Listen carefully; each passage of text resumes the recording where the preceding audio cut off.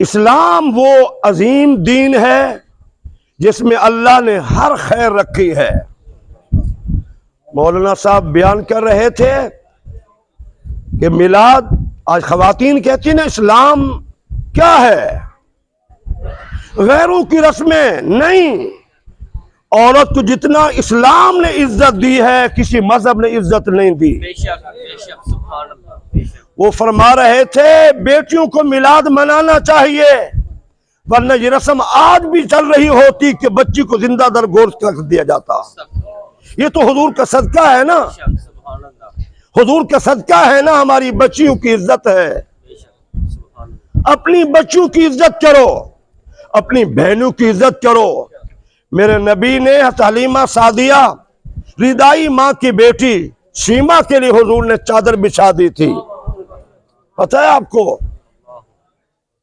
جب اس نے تعارف کروایا بہت عرصے کے بعد، حضور نے چادر بھی بچھا دی اور پھر اس کو راضی کیا، اونٹ دیا، سامان دیا، کہا تو میری بہن ہے۔ کتنا بہنیں روتی ہیں بھائی بات نہیں کرتا، تمہیں کیا پتا میرے نبی کی سیرت کیا ہے۔ بیٹی سے محبت رحمت عالم صلی اللہ علیہ وسلم نے پوری کائنات کو بتایا۔ جب پہلی بیٹی سیدہ زینب سلام اللہ علیہا پیدا ہوئی، خادمہ نے آ کے اطلاع دی، حضور حرم میں تشریف فرما تھے، تیز قدموں سے چلنے لگے۔ مجھے یہ واقعہ بڑا مزہ دیتا ہے، وہ خادمہ جو اطلاع دینی آئی تھی سوچ رہی ہے کیا بنے گا، بچی پیدا ہوئی ہے کیا بنے گا۔ 26 برس کی عمر ہے حضور کی اس وقت، اور چاروں جانب بچیوں پہ ظلم ہو رہا تھا۔ حضور تیز قدموں سے چلے، یہ خادمہ اندر سوچتی جا رہی ہے کیا بنے گا، کیا بنے گا، کیا وہ رسم دہرائی جائے گی۔ حضور تشریف لے گئے، اٹھایا، سینے سے لگایا، بوسہ دیا۔ یہ پہلی بچی تھی عرب میں جس کو اتنا محبت دی گئی، وہ کون تھے؟ میرے نبی تھے۔ زندہ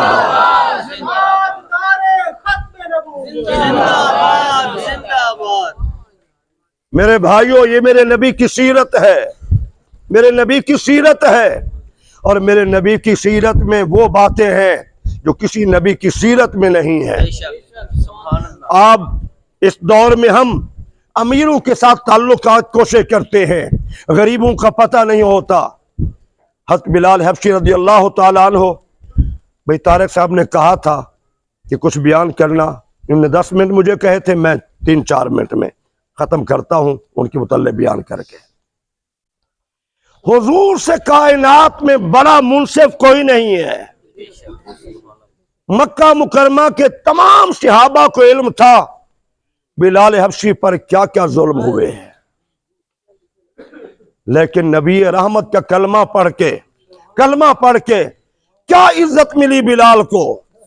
اللہ کی قسم 1400 سال سے اوپر ہو چکے ہیں، منبر حضور کا ہوتا ہے، تعریف بلال حبشی کی ہوتی ہے۔ اگر مکہ مکرمہ میں پتھروں کے نیچے لٹا کر ظلم و ستم اگر بلال حبشی نے برداشت کیا ہے اسلام کے لیے، تو پھر میرے نبی نے فتح مکہ کے موقع پہ اسی بلال کو جسے پتھروں کے نیچے لٹایا جاتا تھا، میرے نبی نے بیت اللہ کی چھت پہ چڑھا کے اذان دلوائی ہے۔ کوئی آیا تو صحیح نا قریب؟ بھئی مزدور آدمی ہو، غریب آدمی ہو یا مرید ہو، پیر صاحب غریب کو قریب نہیں آنے دیتے۔ میری زندگی کے ماشاءاللہ کشمیر تک مجھے جانے کا، سرحد میں جانے کا، سندھ میں جانے کا، بیان کرنے کے مجھے موقع ملے ہیں، پنجاب میں بڑے بڑے شہروں میں جانے کا الحمدللہ۔ آپ کے تو میں خیر محلے کا خطیب ہوں ماشاءاللہ، ابھی محبت کہتے ہیں، اللہ تعالیٰ آپ سب کو جزائے خیر عطا فرمائے۔ تو غریب کے ساتھ کھانا پینا یہ اس کو اچھا نہیں سمجھا جاتا۔ اہل مکہ کے مہاجرین نے، مدینہ منورہ کے انصار صحابہ نے کئی مرتبہ دیکھا ایک ہی برتن میں وہ ہستی جو پوری کائنات میں اعلیٰ ترین ہستی ہے، اسی برتن میں ساتھ بیٹھ کر بلال حبشی کو بھی دیکھا۔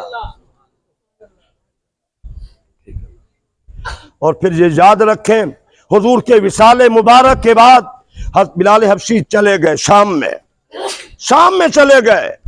ان کا یہاں رہنا گوارا بھی نہ ہوا، حضور نظر نہیں آتے، اذان پڑھنی چھوڑ دی، کہا حضور ہوتے تھے میں اذان پڑھتا تھا، اذان بھی ہوتی تھی حضور بھی نظر آتے تھے۔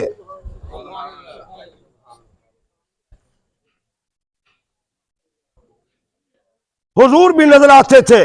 میرے بھائیو اب ذرا غور کرنا، آپ چلے گئے، شام میں چلے گئے، خواب میں حضور تشریف لائے، فرمایا بلال ہمیں ملنے نہیں آتے۔ اللہ اکبر، بلال ہمیں ملنے نہیں آتے۔ خواب میں جب یہ خواب دیکھا تو چلے شام سے حضور کو ملنے آ گئے۔ واقعات تو بہت سارے ہیں، آخری بات میں کر رہا ہوں، ذرا غور سے سنیں۔ حضرت بلال حبشی رضی اللہ تعالی، سب کو رضی اللہ تعالیٰ عنہ، بیمار ہیں، موت قریب ہے، بیوی افسوس کر رہی ہے۔ حضرت بلال حبشی خوشی سے کہتے ہیں واہ طربا، بڑی مسرت کی بات ہے، بڑی خوشی کے لمحات ہیں، ادھر سے میری روح نکلے گی، میری حضور سے ملاقات ہو جائے گی، حضور کے صحابہ سے ملاقات ہو جائے گی۔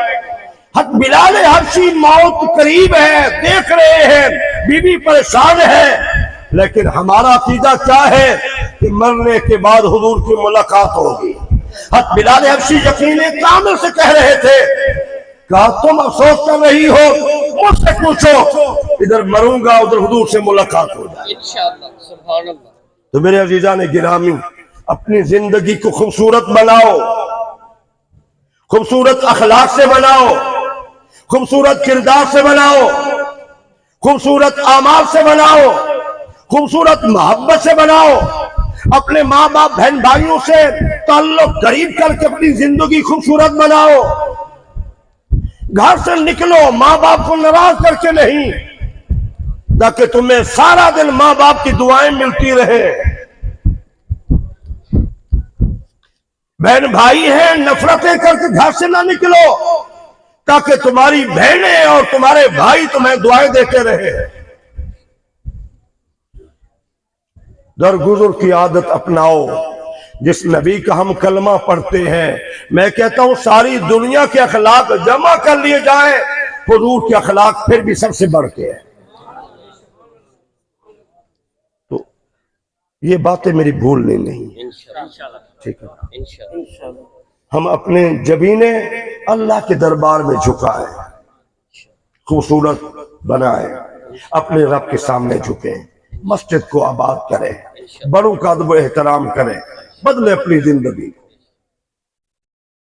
اپنی زندگی کو بدلیں، ٹھیک ہے؟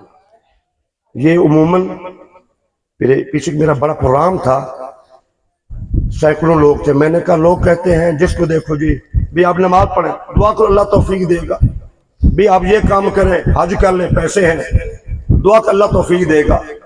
میں نے کہا کبھی دنیا کے معاملے میں بھی کہا ہے؟ بیوی کہے جاؤ گھر کا سامان لے کے آؤ، کھانے پینے کے لے آؤ، آپ کہیں گے اللہ توفیق دے گا؟ آپ نے دکان کھولنی ہو آپ کہیں گے اللہ توفیق دے گا؟ نہیں، جس طرح ہم کہتے ہیں نا کوشش کرتے ہیں، دین کے لیے بھی کوشش کرو، مسجد کو آباد کرنے کی کوشش کرو، اپنے گھر میں اخلاق بہتر کرنے کی کوشش کرو۔ میں آخری بات لمبی ہو رہی ہے، یہاں مولانا حافظ نور الدین سیالوی صاحب جو تقریباً 40 سال سے اوپر رہے، یہ قبرستان موڑ قریب مسجد ہے نا، 42-45 سال رہے، ماشاءاللہ 33 حج کیے اور سینکڑوں عمرے کیے، 33 حج کیے انہوں نے، بڑا عرصہ گزارا، اور اس علاقے کا سب سے بڑا جنازہ میں نے ان کا دیکھا، جن میں کثیر تعداد کی علماء کرام کی، پیران عظام کی، ایم این اے تھے، ایم پی اے تھے، مذہبی سیاسی لوگ کثیر تعداد میں۔ چلو انہوں نے میرے بارے وصیت کی کہ میرا جنازہ مفتی صاحب پڑھائے، ان میں ساتھ عقیدت تھی، ورنہ علاقے کے سارے علماء تھے، شہر کے علماء تھے، اس علاقے کے بہت زیادہ علماء تھے، میں جنازے میں دیکھے۔ تو کرسی کو تقریباً 1000 کے قریب اجتماع ہوگا کرسی پر۔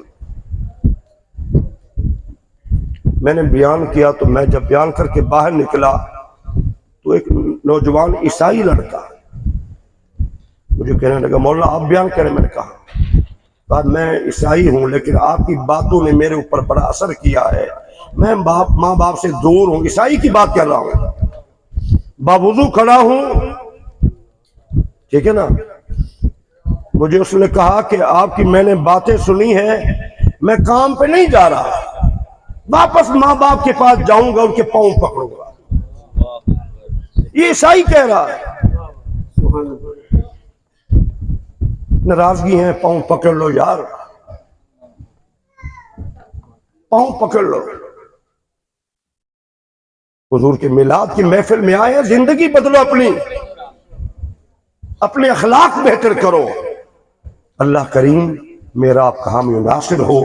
اللہ ہم سب کو حضور کی محبت نصیب فرمائے، ہم سب کو اللہ تعالیٰ اچھے اخلاق عطا فرمائے، آمین ثم آمین۔